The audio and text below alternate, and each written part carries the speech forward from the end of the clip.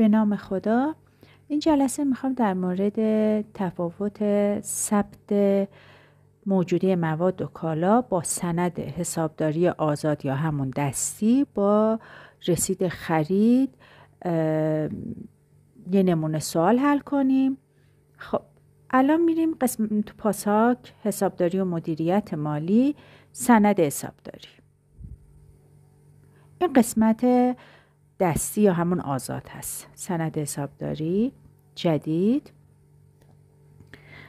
میام خرید 2 دستگاه یخچال از شرکت بهار. بعدی رو میزنم، شرح و پیست میکنم. کد حساب، دارایی های جاری، موجودی مواد و کالا، کالای آماده برای فروش. خب این یخچال رو خریده که بفروشه، پس جزء موجودی مواد و کالاش میشه. یخچال رو انتخاب میکنم، مبلغش رو میزنم، ثبت ردیف میکنم. این قسمت مالیات برش افزوده رو بعداً توضیح میدم که به صورت اتوماتیک چجوری میتونید ارسال کنید. فعلا بریم ثبتمون رو از افزوده رو نشون بدم. حالا دارایی های جاری، سایر حساب ها و اسناد دریافتنی، سایر حساب دریافتنی. بعد مالیات بر ارزش افزوده، مبلغ مالیات بر ارزش افزوده رو میزنم، ثبت ردیف. حالا به صورت نسیه است. بدهی های جاری، پس چون خریدیم بفروشیم حساب ها اسناد پرداختنی تجاری میشه. بعد حساب پرداختنی تجاری شرکت ها، اسم شرکت،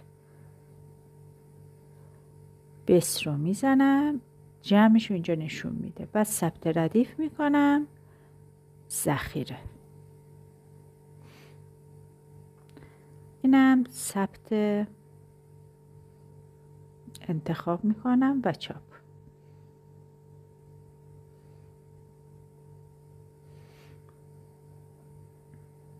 خب موجودی مواد و کالا، کالای آماده بر فروش یخچال، مالیات بر افزوده‌اش، اینم حساب پرداختنی. الان من میرم قسمت بدهی هام، گردش تفصیلم رو میخوام نشون بدم.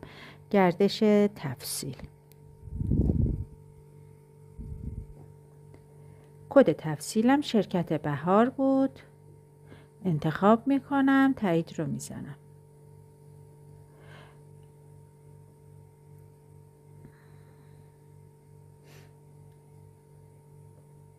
ببینید این قسمت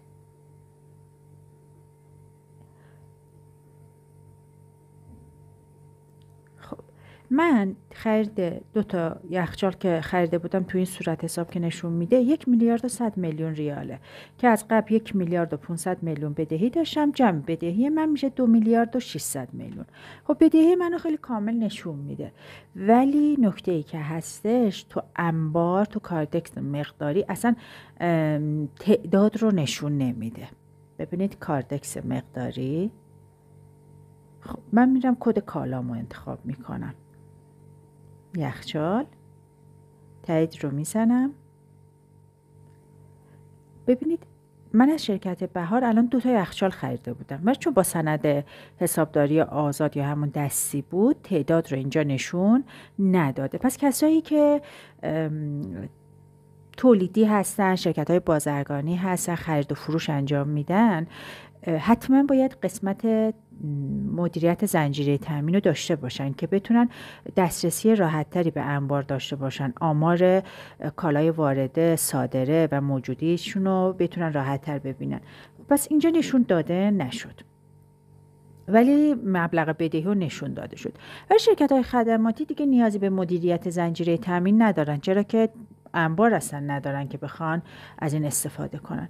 خب حالا میخوایم رسید خرید رو بزنیم. انبارم رو انتخاب میکنم،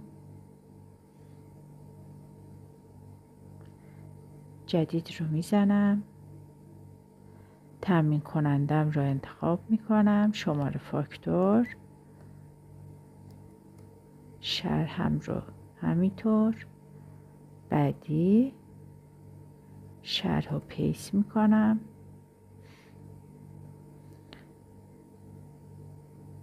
کد کالام رو انتخاب میکنم. حالا میخواید این یکی یخچال باشه که تعداد 4 دستگاه، 4 دستگاه مثلا 2 میلیارد.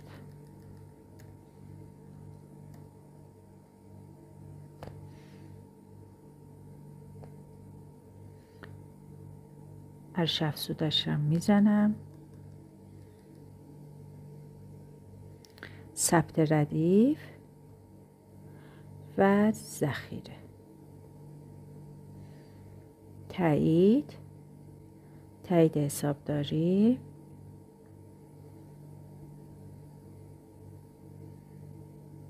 بعد چاپ رو که زدم رسید انبار رو برای من نشون میده. اینا رو قبلا توضیح دادم. خب برو به سند حسابداریش میکنم و چاپ. ببین ثبت همونه، قبلی که ثبت خورده بود موجودی مواد و کالا و مالیات و ارش افزودش ثبت خورده. ولی میخوام یه موردی رو بهتون نشون بدم. الان من بدهیمو نگاه کنم، تو بدهی ها نشون داده میشه مثل سند آزاد بدهیمو کامل نشون میده.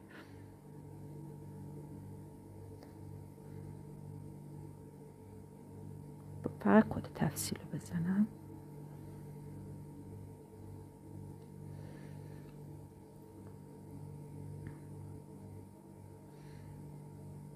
ببینید الان این خرید 2 دستگاه یخچال بود که با سند آزاد زدم 1 میلیارد و 100.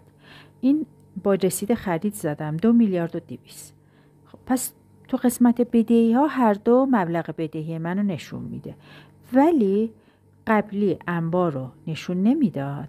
تو مدیریت زنجیره تامین میزان کامل یخچالی که وارد شده به شرکت آمارش رو نشون میده. خب من کد کالام رو انتخاب میکنم، یخچال، تایید رو میزنم.